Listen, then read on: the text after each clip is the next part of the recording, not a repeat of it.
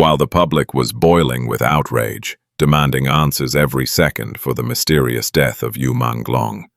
The machinery of power was already deploying diversions. The internet did not erupt all at once. It simmered. Questions accumulated in silence before they exploded into anger. Who saw him last?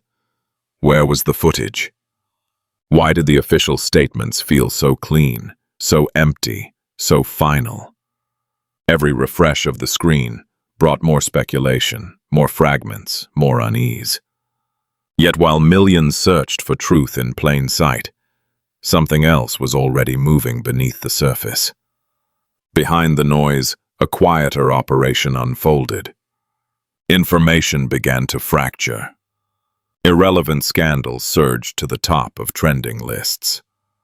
Familiar faces dominated headlines with stories that had nothing to do with Yu Menglong. It felt chaotic, but not in the way chaos is born naturally. This disorder had direction. It had timing. It had purpose. And then, at the height of that confusion, someone noticed something small. It was not a document, not a leaked message, not a confession. It was a detail buried in an old photograph. Yu Menglong's face, partially turned away from the camera. Near his right temple, just beneath the hairline, a thin line appeared. Sharp, precise, too deliberate to be ignored. At first, people dismissed it. A shadow, a scratch, a trick of the light. But as more images surfaced, the line remained. Unchanged, always in the same place, always with the same cold clarity. When magnified, the mark revealed structure, direction, intention. It did not resemble the aftermath of an accident. It resembled something placed. The reaction was immediate, yet strangely restrained. No one rushed to name it. No one declared what it was. Instead, comments used careful language. A mark. A sign. Something that did not belong. One post, removed minutes after it appeared, said only this: "This is not a scar." That single sentence shifted the air. Because if it was not a scar, then it was not random. And if it was not random, then someone had stood close enough to Yu Menglong to leave it there. Close enough to touch his face. Close enough to mark him. From that moment, everything people once ignored began to feel different. The way he avoided cameras. The masks he wore even indoors. The habit of turning his face slightly away, as if protecting one side from view. Details that once seemed like personality quirks now carried weight. Fear has a posture. Silence has a shape. As attention crept toward that thin line on his temple, something else happened. The digital space grew louder, stranger.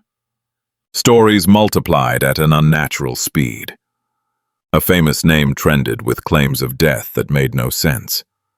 Contradictions spread faster than corrections. And, most disturbingly, none of it was stopped. Posts about Yu Menglong vanished within minutes. But the distractions lived on. It was then that people began to understand. This was not about forgetting a man. This was about making sure no one looked too closely at one specific place, one specific detail, one small, silent mark. All of this, just to cover up a small mark on his face. They did not announce themselves as investigators. There was no declaration, no rallying cry, no public confrontation. Instead, a small group of people chose silence.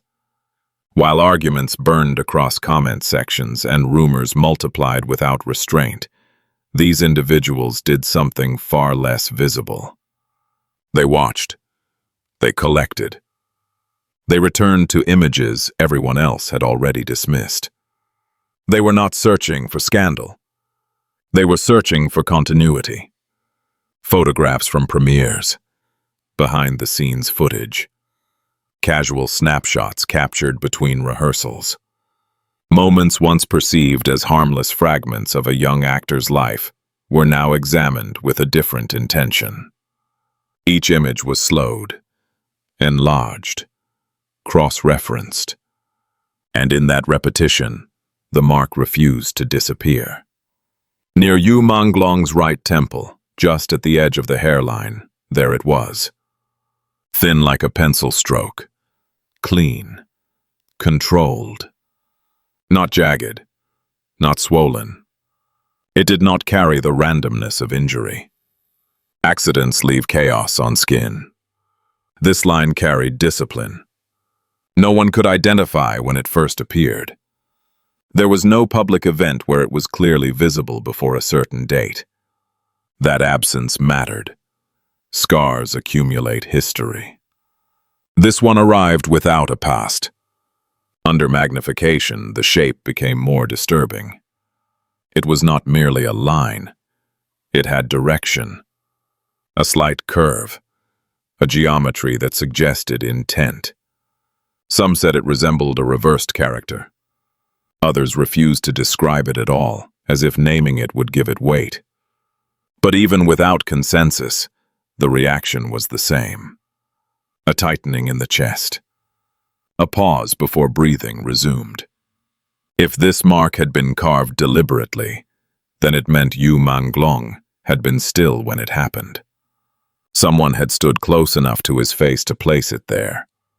Close enough to control the angle, the depth, the outcome. This was not an act meant to kill. It was meant to remain. That distinction changed everything. A wound heals. A mark instructs. Once that thought took root, old behaviors returned with new meaning. People remembered how Yu Menglong often turned his face slightly when cameras approached. Not dramatically, just enough to favor one side. They remembered the masks, not during illness, not during travel, but in situations where wearing one made little sense. They remembered his eyes, the way they seemed to check the space around him before he spoke, the way his expression settled too quickly, as if restraint had become habit. None of these details proved anything on their own, but together they formed a pattern that was difficult to dismiss. Those who tried to speak openly found themselves constrained by invisible limits. Posts disappeared. Language softened. Statements became cautious. No one accused. No one declared. They used phrases like, "Something feels wrong," like "this does not add up."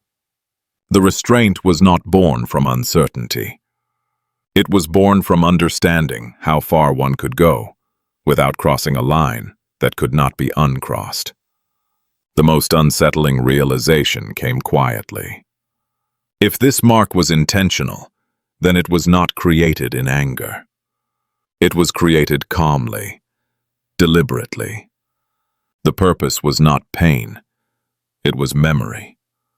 A reminder placed where mirrors would catch it, where fingers might trace it unconsciously, where every reflection would reinforce the same message.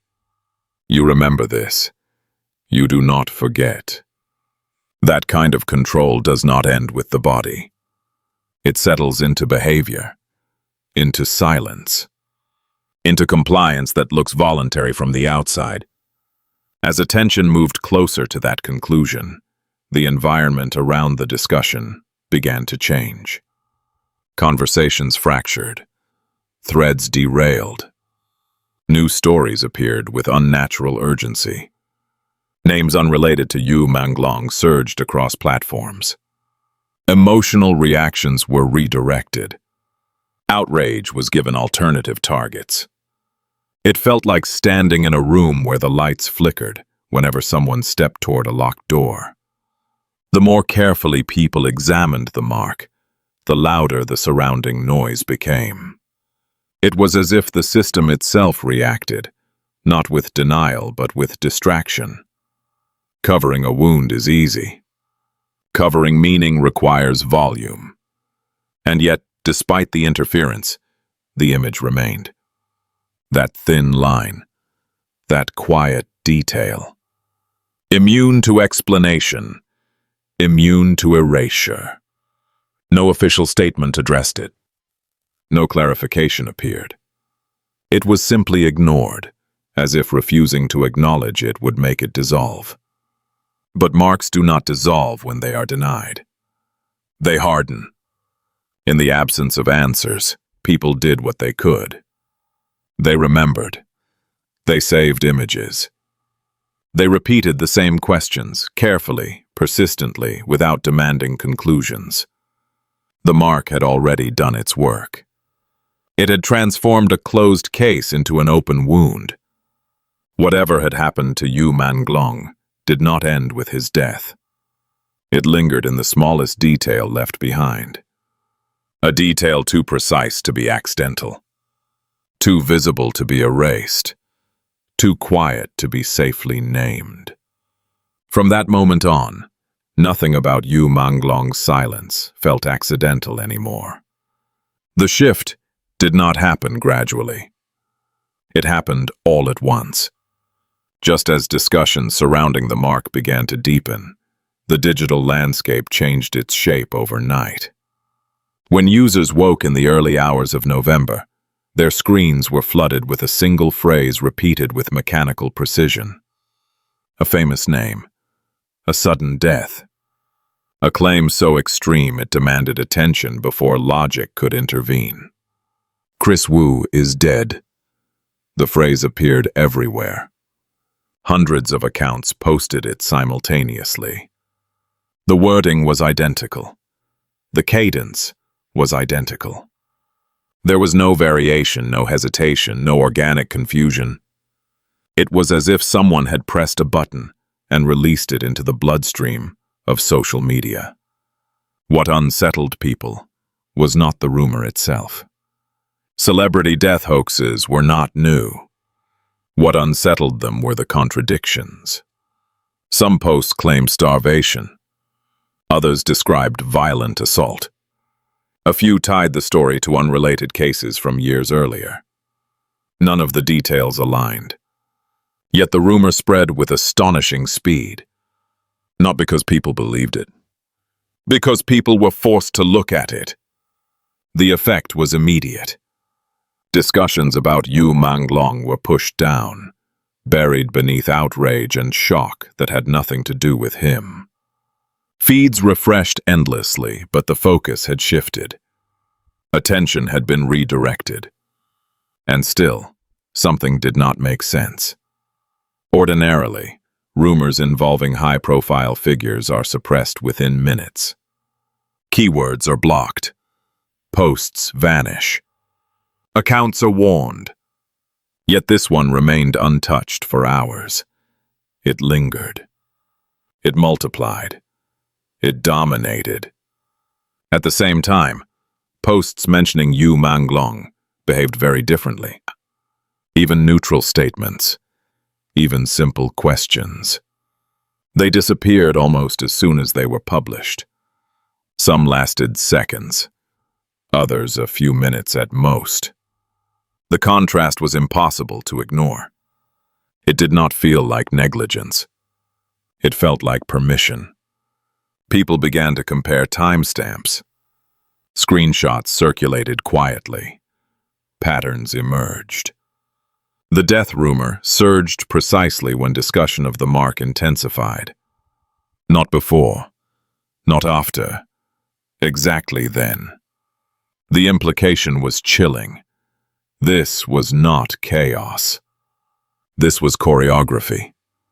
Someone had decided that public attention had wandered too close to something it was not meant to examine. And when attention becomes dangerous, it must be redirected. Not gently, not subtly, forcefully. A new death. A louder tragedy. Something emotionally overwhelming enough to pull every gaze away from a single thin line on a man's face. But there was a flaw in the execution. Chris Wu was not an effective distraction. His name carried too much history. Too many controversies. Too many existing narratives. The public could not settle into the story because it lacked coherence. And without coherence, suspicion grows. Why now? Why this? Why allow it to spread? Those questions did not fade. They sharpened. The more aggressively the rumor was pushed, the more it exposed desperation. It arrived too quickly. It escalated too fast. It remained visible for too long. Every element suggested urgency rather than confidence. And urgency reveals fear. As users returned to the original thread, their attention sharpened. They no longer asked whether the rumor was true. They asked why it had been necessary. If Yu Menglong's death was ordinary. If the mark on his face meant nothing. If there was no hidden story waiting beneath the surface, then why deploy something so crude, so loud, so poorly aligned? Silence followed those questions. No clarification. No correction. No explanation. Only more noise. Unrelated scandals surged. Familiar faces reappeared in trending lists. Stories multiplied with no connective tissue. It was distraction layered upon distraction, a flood designed to exhaust curiosity before it could organize itself. But exhaustion did not arrive. Suspicion did. The public had seen this pattern before, though rarely this clearly. When truth becomes dangerous, it is not denied. It is buried under volume. People are not told what to think. They are overwhelmed until thinking becomes too difficult to sustain. Yet something unexpected happened. Despite the storm, people kept returning to the same point. The same image. The same mark. It sat there, silent and unchanged, immune to rumor and resistant to erasure. Every attempt to drown it only emphasized how much effort was being spent to make it disappear. If nothing was wrong, why so much noise? If nothing mattered, why so much fear? The disinformation campaign had failed to do the one thing it was designed for. It had not closed the case. It had reopened it. Because once manipulation becomes visible, it loses its power. And once people recognize choreography, every movement is questioned. Every silence is measured. Every distraction becomes evidence of what lies beneath it. Whatever happened to Yu Menglong was no longer just a mystery of death. It was now a case study in control. Control of narrative. Control of attention. Control of memory. And in the center of that storm, untouched and unexplained, remained the mark. The storm had not yet settled when the narrative shifted again. Before the public could fully digest the failure of the death rumor to suppress discussion, attention was pulled into a new direction. This time, not toward a disappearance, but toward a presence. Not toward silence, but toward a face that was very much alive. A face everyone recognized, or thought they did. The live stream appeared ordinary at first. A birthday broadcast. Warm lighting. Familiar setting. A woman sitting calmly before the camera, smiling in a way audiences had seen countless times before. Yet within minutes, discomfort spread through the viewers. Not sharply, gradually. Like something out of place that the mind tries to correct before admitting it cannot. Something was wrong. It was not one detail. It was accumulation. Facial proportions that felt subtly altered. Expressions that arrived a fraction too late. movements that lacked the softness people remembered. Viewers tried to explain it away. Poor lighting, fatigue, low resolution. But the longer the broadcast continued, the harder those explanations became to sustain. Then came the hood.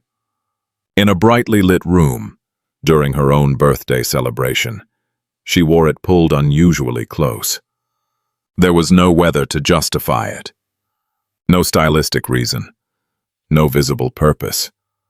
And when her hair shifted slightly to one side, something caught the light beneath it. A thin, glossy line. Too smooth. Too reflective. Not skin. Not hair. Screenshots spread quietly. Zoomed. Enhanced. Examined pixel by pixel. The left side of her neck reflected light with an unnatural flatness. Her ear appeared rigid, its edge thicker than remembered. Her jawline seemed wider, the angles unfamiliar. A small mole once visible near her eye was gone. One comment, deleted within minutes, described it perfectly. She looked like herself the way a machine imitates a human face. Close enough to pass at first glance. Wrong enough to unsettle once observed. But the most disturbing detail did not belong to the image. It belonged to the sound. When viewers slowed the audio, they heard it. A muffled sob. Thin. Restrained. As if someone was trying not to cry. It lasted only seconds before cutting off abruptly. Those who recognized it did not hesitate. That was her voice. The real one. Not the voice coming from the figure on screen. The implication was immediate and horrifying. If the person on camera was not her, then who was the one crying just beyond the frame? A question appeared in the comments and survived for less than 90 seconds. If the face is fake, who is behind the camera? No one answered. No one needed to. The silence did more than any explanation could. Rumors spread faster than before. She had been replaced. The real woman held evidence. The one on screen was a stand-in. None of it could be proven. None of it could be confirmed. But proof was no longer the point. The point was timing. This appearance surfaced precisely when attention threatened to return to Yu Menglong. Precisely when the distraction of fabricated death had failed to fully divert focus. It was as if a new layer had been added to the smokescreen. More elaborate. More unsettling. More effective at destabilizing certainty. Yet even here, doubt persisted. Some began to question whether the stand-in theory itself was part of the manipulation. Another false trail. Another spectacle designed to fracture attention further. In a system that engineers perception, even resistance can be guided. That uncertainty was the most dangerous outcome of all. Because when people can no longer distinguish truth from fabrication, they become easier to control. They hesitate. They second-guess. They stop asking questions altogether. As discussions spiraled, one memory resurfaced repeatedly. A red carpet appearance years earlier. Yu Menglong and the actress standing side by side. A brief moment caught on camera where he bent down to adjust her dress. A gesture gentle, unremarkable at the time. Now revisited with a different weight. One was gone under suspicious circumstances. The other appeared to exist in a fractured state. And, between them, a chain of distractions, distortions, and erasures. Whether the face on screen was truly a replacement or merely another illusion did not matter in the end. Both possibilities pointed to the same conclusion. Someone was willing to alter reality itself to steer attention away from a single question. How did Yu Menglong really die? The mark on his temple. The rumor of another death. The face that no longer matched its owner. 3 fragments, seemingly unrelated. Yet when placed side by side, they formed a pattern too precise to ignore. Control of what is seen. Control of what is heard. Control of what is remembered. In a world where faces can be altered and stories can be switched on at will, certainty becomes the first casualty.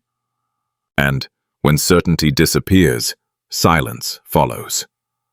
In a world where faces can be replaced, what else can disappear without a trace? When the noise finally began to fade, what remained was not clarity. It was absence. No official report emerged to address the questions that had accumulated. There was no independent forensic review. No transparent timeline reconstructed for the public. No explanation for the mark that appeared on Yu Menglong's face, nor for the sudden storms of misinformation that erupted whenever attention drifted too close. Instead, there was silence. In that silence, 3 fragments continued to circulate. A thin line carved into skin. A death rumor released with mechanical precision. A familiar face that no longer felt entirely real. Individually, each could be dismissed. A coincidence. A hoax. A technical illusion. But placed side by side, they formed a pattern that refused to settle. Someone had tried to control what people saw. Someone had tried to control what people heard. And most importantly, someone had tried to control what people were allowed to remember. The most unsettling part was not the possibility that some theories went too far. It was the realization that the simplest questions had never been answered. Where was the camera footage? Who was the last person to see him alive? Why was there no independent autopsy? Why did every attempt to discuss these questions trigger erasure rather than clarification? If Yu Menglong's death had been ordinary, it would not have required such extraordinary effort to bury it. Absence became its own form of evidence. Not proof in the legal sense, but something equally powerful. A negative space shaped by what was missing. When truth is locked away, people are forced to trace the outlines of what remains. A scar never explained. A hashtag allowed to live suspiciously long. A face that resembled yet did not match. A synchronized silence across countless accounts. Perhaps some connections were imagined. Perhaps some interpretations reached beyond what the evidence could support. That possibility cannot be dismissed. But it is also possible that the ideas labeled too far-fetched were simply the last fragments to survive after everything else had been erased. What can be stated with certainty is this. The story of Yu Menglong did not end cleanly. It did not close with a single announcement or a neatly packaged explanation. It fractured. It scattered. And in doing so, it revealed something darker than any single answer could have. Control does not require belief. It requires confusion. In a world where information can be engineered, distorted, and switched on at will, certainty becomes fragile. And when certainty collapses, memory becomes the final battleground. That is where this story now resides. Not in courtrooms, not in headlines, but in collective remembrance. Because when justice has not arrived, the refusal to forget becomes an act of resistance. Remembering the man he was. Remembering the mark no one explained. Remembering the moment when questions became dangerous. Everything discussed here remains interpretation based on publicly available fragments. No accusation is made. No conclusion is imposed. But the right to ask questions remains. And sometimes it is the questions repeated quietly, persistently, and without permission that stand between truth and oblivion. Because sometimes the only thing standing between truth and oblivion is the refusal to forget.